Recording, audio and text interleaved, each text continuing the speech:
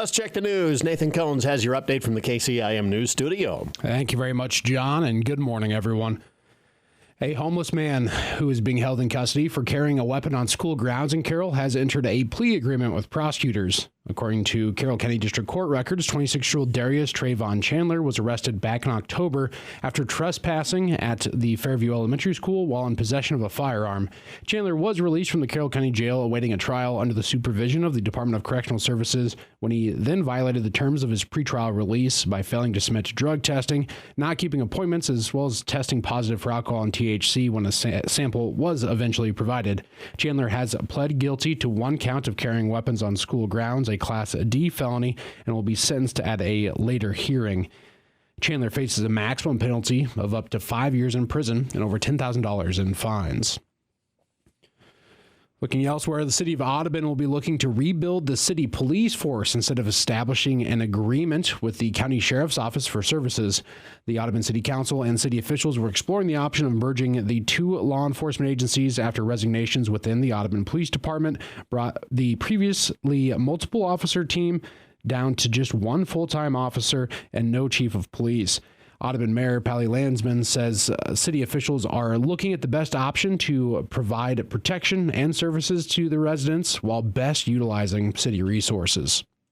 Really, the reason behind it was we were looking to create some stability with the Sheriff's Department, remove a lot of barriers that would make coverage more effective, try to find cost synergies and some more efficient ways of spending the city dollars by not maintaining two departments and really kind of move things in that direction. It became apparent that we were simply just too far away on the cost. The city side was looking much more at reestablishing a force that was in line with similar sized cities in Iowa, between 15 and 2,500 residents, trying to align budgets similar to those and using them as a guide on schedules and workforce numbers and trying to better utilize our taxpayer dollars on the city side.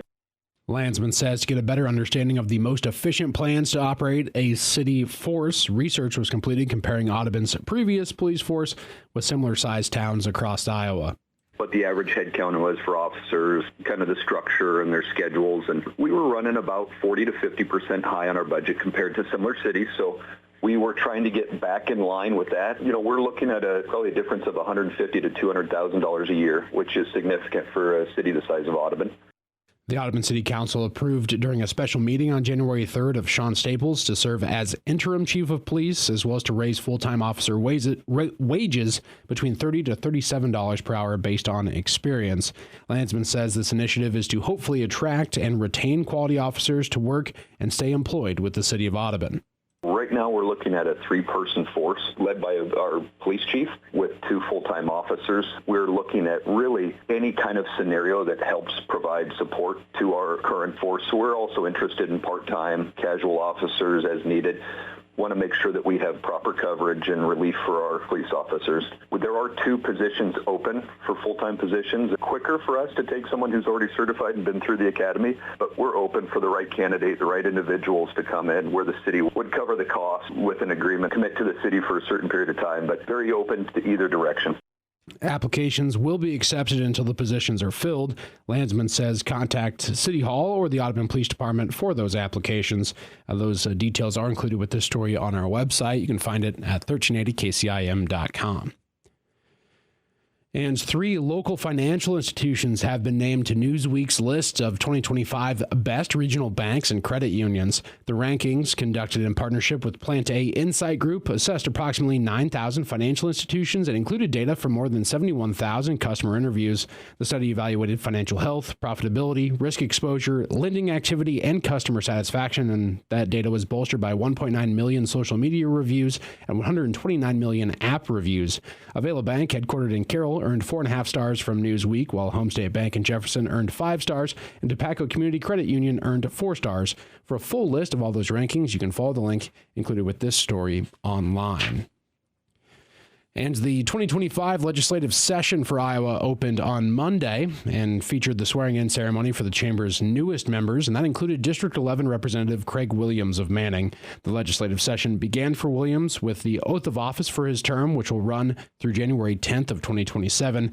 This is Williams' first term in the Iowa House, though he previously served in the Iowa Senate for the former District 6. Williams will serve as vice chair of the local government committee, as well as on the transportation, judiciary, and environmental protection committees.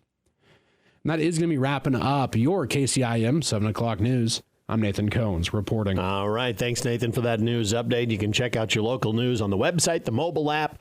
And, of course, tonight we've got a great ball game for you, but it's going to be early. It's going to disrupt some evening programming tonight. It is Iowa State, Kansas, number 2 Cyclones taking on the number 9 Jayhawks at Hilton Coliseum. 5 p.m. pregame. And 6 p.m. tip-off time, which means that we're going to be bumping that, evening news, rosary, everything like that, ahead 1 hour to the 4 p.m. hour. So 4 p.m. hour tonight for the evening news and all of that.